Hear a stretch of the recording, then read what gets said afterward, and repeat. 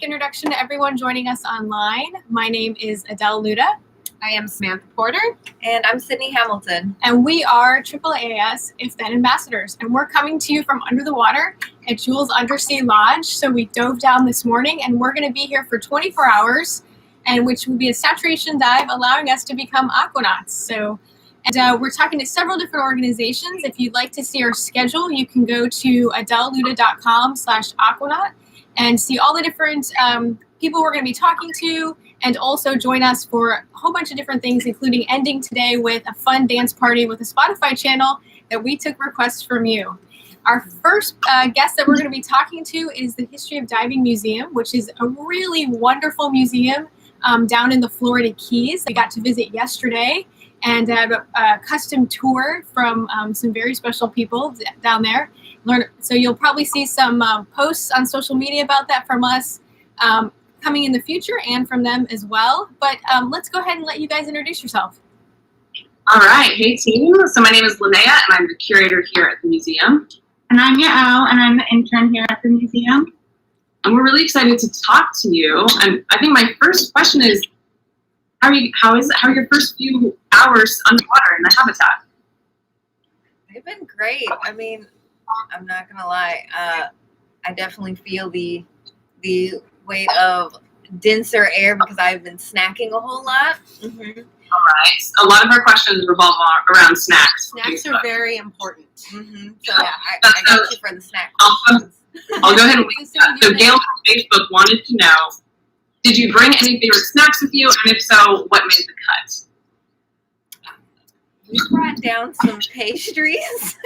Yeah, and we had some empanadas we brought down. They were very tasty. You needed food that could travel well in the pressurized containers, so for sure on that one. Mm-hmm. We're also drinking lots of water, and in that note, we actually brought down a water bottle that was pressurized from the surface, so it normally looks like that. Mm-hmm. But when we got down here, this is what happened. So kind of hold yours up for comparison. Yeah. So this is the increased pressure. It actually collapsed down the bottle, but of course we're drinking lots of water for hydration. Mm-hmm. And we have pizza coming later today, which is very exciting for dinner. All right, so how is the pizza coming to them? How does pizza get delivered? So they have a pressurized container, which is personal pizza sized. And someone will actually be putting the pizzas in said container, diving down, coming up into the moon pool, which is an open pool in the room next to us. And then voila, pizza. So very exciting. Super delivery pizza, I love it. So are we able to do a tour of the habitat, or are you guys in that spot? Probably let's do a couple more questions and then we'll give you a quick, we can't do a tour of the whole habitat, but we can show you the moon pool and sneak around there. Mm-hmm. All right, sounds good. So do you guys want to give us a quick description of what an aquanaut is? So an aquanaut is basically someone who's spending enough time underwater in a pressurized habitat like we are now. And the pressurized habitat actually matches the pressure of the underwater. So like whatever the water is at the level that you're at, you're matching that pressure and your body becomes fully saturated. And that's what makes you an aquanaut, which is different from diving or living on a submarine. Okay. What made the three of you want to pursue this mission? Well, for me, I work in human spaceflight, but I also am a big pilot and scuba diver, and I just love being in environments that technology allows us to explore. So having the opportunity to talk to you guys, share that experience through a very generous grant we got from AAAS and If Then was exciting to experience this environment. Yep. So I am an archaeologist by training. My specialty is 3D scanning archaeological sites, so people can go and visit them virtually, even if they can't, physically travel to different places. So that's kind of what I'm doing here today. I'm going to do some digital documentation so folks can visit it as well. And archaeology is a discipline of anthropology. That's the study of people, how people adapt to different environments, and one really interesting way to experience, you can experience a different environment for yourself, and that's a great way to learn as well. So yeah, and for me, I'm an aerospace engineer, and the closest thing on Earth to being in space is actually being underwater, which is what inspired me to get my scuba diving license or certificate license to begin with. And so it's kind of cool to think that astronauts have actually been here and they're actually having guest visitors from NASA come here, but also you're exploring just like the astronauts would, but kind of in the opposite direction. So we'll try to show you the moon pool. So this is one of the windows. We have several windows, thick, very thick, of course, because of the pressure. So I'll open up, and then if you guys want to just turn and maybe open so we have these portholes here. Or not portholes. Oh, wow.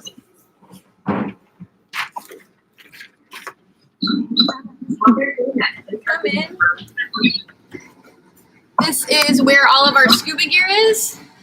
And you can see here, that's the moon pool right there, that green water. So that's same pressure as the ocean, and the air that is increased pressure is what's keeping that water down from actually flowing up. So can you feel a difference in pressure when you're in the moon room versus the rest of the habitat?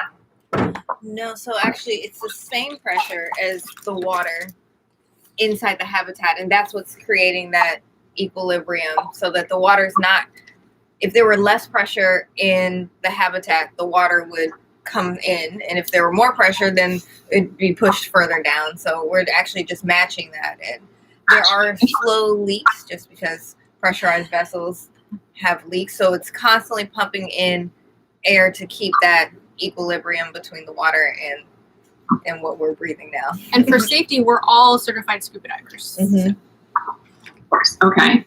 So Tierney from Instagram wants to know, what is the best and worst part of being in the habitat so far? Best part, I mean, it's just really cool. This is, it's like many good parts. honestly, think about like having the coolest sleepover you could ever have. So like, we've been having fun. There's snacks. We have a dance party later. Like, I think I'm just so excited to be here. Worst part, I mean, you're already a little isolated. Yeah, So I mean, that's what I was we're only gonna going to say. be here for 24 hours. I mean, but for 24 hours, and you know, if you have family or best friends or kids or your pets, I mean, you're restricted in how many people you can have down here. We've hit the max, and so you don't have everybody, which you guys can all understand now because of COVID. So we're coming out of that, but for 24 hours, we went back kind of into that a little bit. yeah, I was gonna say my worst part is really that sometimes I'm like, okay, there's a microwave, and I was just like, should I use the microwave? Like, I know it's here, but I'm like really, really nervous about it. I'm definitely finding myself being more cautious, which is a good thing. But I think sometimes having that added layer of just making sure you're doing things. Can I bring this down, and is it safe? But so far, I mean, overall great. And yes, you can use the microwave if you're wondering. Those empanadas were great. They were great. All right, so another weird question. Here we go. So Jacques Cousteau was also an aquanaut. I imagine you guys knew that. And in his 1963 Conchelle 2 mission, part of their crew included a parrot, which they brought down in a pressure cooker. So if you three could have had any animal with you, what animal would have been the most useful underwater?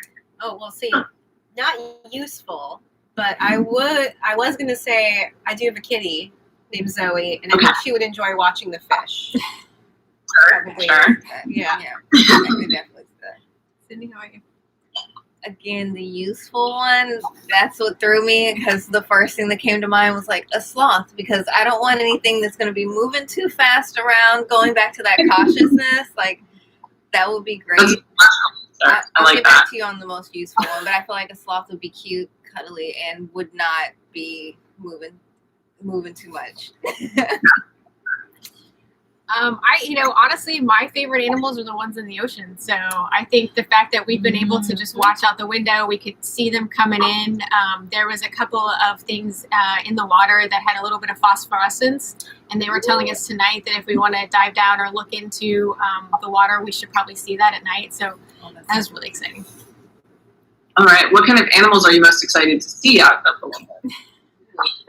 They said, and I'm not sure we'd actually see it this time, but they said that they have seen manatees in the wintertime. If for whatever reason there happens to be a manatee that just lingered around. That was my favorite animal in middle school. So like, my whole year would be set. I hope you get to see a manatee. But it's a good time to the manatee real quick because we actually have some giveaways that are going on. Mm-hmm. So if you go to the website that I mentioned, we have 250 stickers that we've brought in that are going to be with us for 24 hours. And if you register to get a sticker, you will also get a card thanking us for kind of supporting us.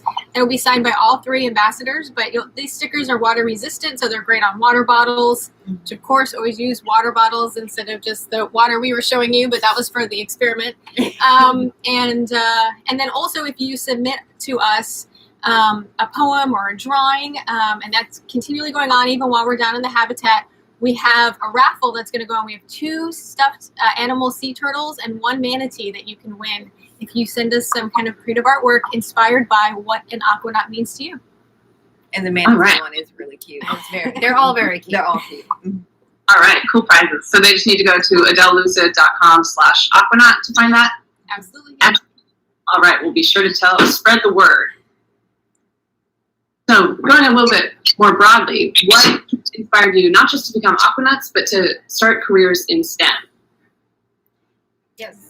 So I actually got started, I wanted to, when I started school, be a costume designer or an architect or something like that. And then I actually took an anthropology class just to fulfill my science requirement. And I was like, oh, this is kind of cool. And then I took another class, and then I took another class, and now it's what I do. But what I love so much about it is, right, we have the science part, but I still get to use a lot of that creativity, a lot of that thinking outside of the box from those other careers I was talking about, and get to do the science stuff as well. So for me, I just kind of found that it was super exciting and, yeah, sparked joy in me. And Sam's really humble. She's actually Dr. Porter, so she's got her PhD. So she went all the way. If you want to talk to me about Neanderthal stone tools, I will just keep talking at you way longer than you probably want. But I'm here for that. So. So when I was a little girl, I really loved math. And when I discovered that physics was a way to actually do something with the math, I was just sold on it. So I, just from being little, really just loved physics and the idea of what you could understand about the universe. So energy, matter, and I went to school for it, got multiple degrees, and just haven't looked back ever since. It's been great. And then for me, similarly, ever since I was a little girl, like I've always been curious about the sky.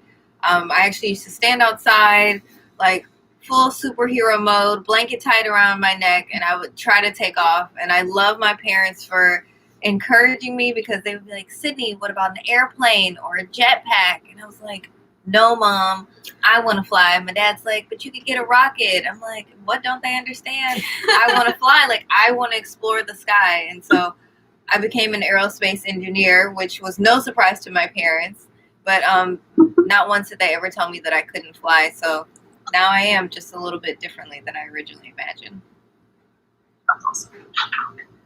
Love that. So what, being very big thoughts in the sky, being so deep underwater, are there any parts of this mission that you've been most excited for? Well, to meet each other.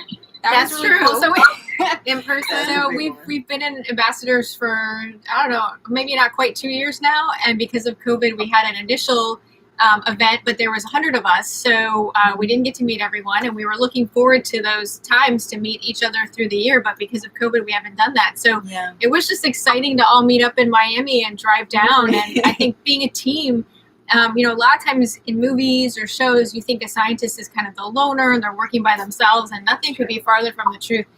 We love working in teams, and that's what makes better science and better engineering. I agree. Absolutely. Like she said. Of course. So with one thing that I think is really cool about the museum is you have all this different evolution of diving technology and the history of diving that people can come and see. And some of it you've rebuilt based on pictures and models, and other things you actually have restored and preserved, which is really great. So, it's fun to see that technology. And then I think we appreciate the technology we have more and what we dove with even more so. So you guys have lots of exciting events throughout the year. You're doing a lot on monthly talks. So if people are interested in following the museum, right, can you tell a little more about that? Absolutely. So we are on all different social platforms. You can find us usually with @divingmuseum, and our website is divingmuseum.org. And I love that you talked about our refurbished gear in the museum and working collaboratively. A big part of the history of diving, people troubleshooting and working through problems to figure out what works underwater, why things are happening to the body, and what you can discover with new things. Really a testimony to what we'll build when we want to answer questions about the underwater world. And I think you guys are a great example of that, and what you're doing this week is so exciting, being able to become aquanauts and find out new things, how you're affected underwater. Yeah. We do also have that lecture series you mentioned. It's called Immerse Yourself, and check out our socials or our website, divingmuseum.org, to find out what the topic is. They range from all kinds of different things. They can be a NASA scientist who works underwater, and underwater archaeology. Actually, all of your fields we've had lectures about, as well as Perfect. free diving and dive safety. Just about you name it, if it happens underwater, we probably will have a lecture about it at some point. All right. So is it possible to do a little tour, you think? You guys said we might be able to do that at the end. I think outside Yeah, of the I think moon outside of the moon pool, there's really not much more we can take you to. We have a similar space as this one, so it's actually it's a pretty spacious down here. Actually, it's not too bad. We have where we are right now is the eating area, and then once you cross over to the moon pool, there's a third area which is our sleeping quarters. So we all kind of have like single bunks that we're sleeping in. There's 4 of them, so maximum 4 people down here. We have a marine type toilet, so it's just like one you have on a boat, so that's good. We have a little bit of a shower where we can get, rinse off the salt water, so we weren't having that on our skin. And the toilet and the shower are out in the moon pool area. So it's actually pretty nice living. It's not so bad. And yeah, no super promises, but we will also, I will be trying to scan the habitat. So once this is posted on YouTube for post live stream, we might be able to have a link to a virtual tour that is more inclusive. Excellent. There are a couple of fun things down here too. You want to show the? Oh yeah, there's some good decor. You can't. A little bit of a show. That's wow. the slow Fun monster. pillows. So you're guaranteed to see a shark at Jules Lodge. Yes. Yes. Oh, you're right. I like it. And there's, like I said before, great snack basket. Yes. Mm-hmm. Okay. Lots So of we chips. Yeah, Once again, you have the flatness happening when you that's coming in just from the pressure difference. So it's cool to just see how things get impacted as you're submerging underwater. All right. So in our audience today, we have a brand new scuba diver. I'm wondering if you guys have any advice for anyone, especially girls, that might be interested in becoming divers or have just become one. So I think one thing for me is when I started diving like 20 years ago. It was really hard to find a small BCD or just smaller gear. And so a lot of times I was just, dealing with the gear I could. It was maybe loose on me. But over time, the gear has gotten better. So there is, a wider market. You can buy more online to find gear that actually fits all different types of bodies. But I've also modified my gear. So I've gone ahead and a leg strap was too big. They just didn't sell a smaller one. I cut it. I went ahead and got thicker needles and sewed the strap so it was tighter. So it fit me. So I think don't assume that just because you want to go explore, you want to go do something, the gear's not there for you. That doesn't necessarily mean it's an exclusion factor or you shouldn't be there. You have a right to be there, and you just do what you need to do to get that gear ready so you can do that activity. Did you guys have any advice? Yeah, I think so. We're both relatively new, not close to 20 years over here. But so I'd say I like to try new things like scuba diving, like rock climbing, and it can be very scary at first, but sort of getting past that threshold, practicing so you're comfortable with all the gear, comfortable with checking everything. Like, it is so rewarding and exciting. and just keep on keeping on, I guess. Yeah. I would say for me, as you're learning, please ask the questions. If there's something that wasn't clear, it's okay. Ask for them to repeat it. Ask for them to walk through, because eventually you want this to become second nature. Like, you want to understand exactly where something goes, putting it together. Why is this here? What to check for? And at the beginning, it can be a bit overwhelming. So keep asking questions. And if there's something that you saw underwater and you come back up, like, again, ask the questions. So be curious. I think that's a lot about scuba diving in general, is just like being curious. We're looking, it's literally a whole new perspective. So being open to that new perspective, but also keep learning along the way. So, and I think the last thing we were told on the tour down here, because we did have a safety briefing, was have fun, have fun, have fun. So we are, you know, even though it can be stressful and you're beyond your comfort zone and you're learning all these things, still have fun. So on that note, what is a favorite thing that you have about scuba diving? Favorite thing you've seen, or just your favorite thing about it? I'm going to just say, yeah, getting to see things that you couldn't normally see just walking down the street, or even like walking in a park, right? It's just a completely new environment and new perspective that you can't really get any other way. Yeah. I think also, like, when you get past some of that initial anxiety as a diver, and you learn to like really slow your breathing and to move very efficiently and have, you know, neutral buoyancy, you realize that the more you're kind of in sync with the environment in the ocean, the closer the fish come. Mm-hmm. They kind of want to check you out. I've had fish swim right up and like look in my actual goggles or my mask. And so, you know, being able to have that serene environment, that serenity, and then it just become part of that world as much as you can is really fun. So I'll go with the favorite thing that I've seen, and I guess maybe I should have been a little more nervous, but there was this shark that we saw. I mean, it had a huge bite taken out of it. It was just like laying there, and I'm like looking at it closely and like, wow, my instructor is with me. And I came back up and I told someone, they were like, weren't you afraid of whatever took the bite out of that shark? And I was like, didn't even run across my mind. It probably happened at night, but I thought it was super cool just to see up close, the shark, because you're not usually able to have that sort of interaction, but two, also just seeing the actual bite, and like, it was a big bite. And I was like, wow, I wonder what else is out there. I mean, I was curious. I was excited about it. Yeah, I mean, the sharks are, you know, they're not like in the movies when you're diving with them. They're very cautious.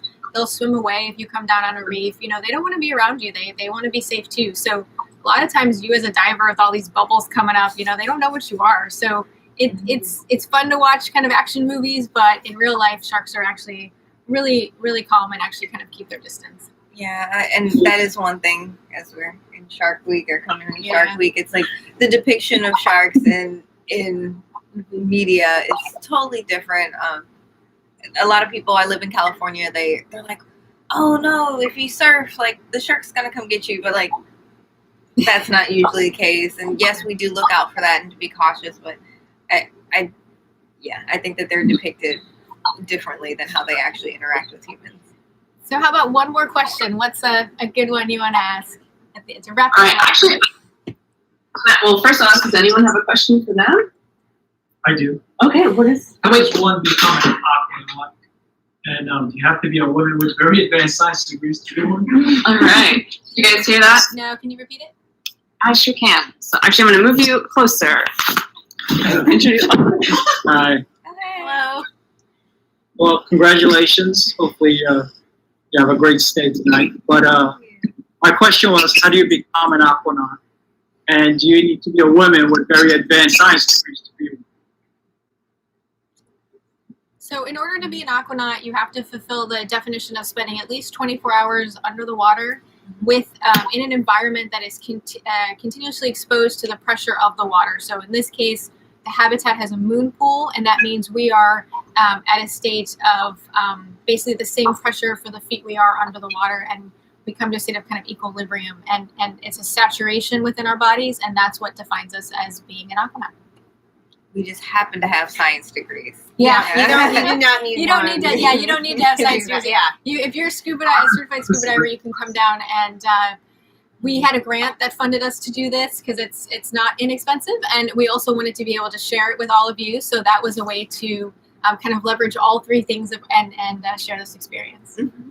So if someone wanted to become an aquanaut, what would be the first step? How would they go about becoming one? The first step is to make sure you're a good swimmer, and if you're a good, strong swimmer, then you go and you can become a certified diver, and then through that you can reach out to different organizations that have underwater lodges. In the United States, there's two, which is Aquarius, which is run by a university, and then there is also Jules, and so you can reach out, and we'll put the links for the diving museum and Jules below in this video in the future so people can go visit and sign up if they're interested. Okay, and both are located here in the Florida Keys. Yeah, that's correct. All right, well, thank you guys so much for talking with us today. This has been exciting, especially because today is Women Dive Day, so all around the world, doing underwater, and you guys are the perfect group for us to talk to. Awesome. Thank y'all. Thanks for having us. Bye, have fun. Bye. Awesome. Thank y'all. Thanks for having us. Bye, have fun. Bye. Congratulations. Have a good dance party. Thank you, YouTube. Thanks. Bye.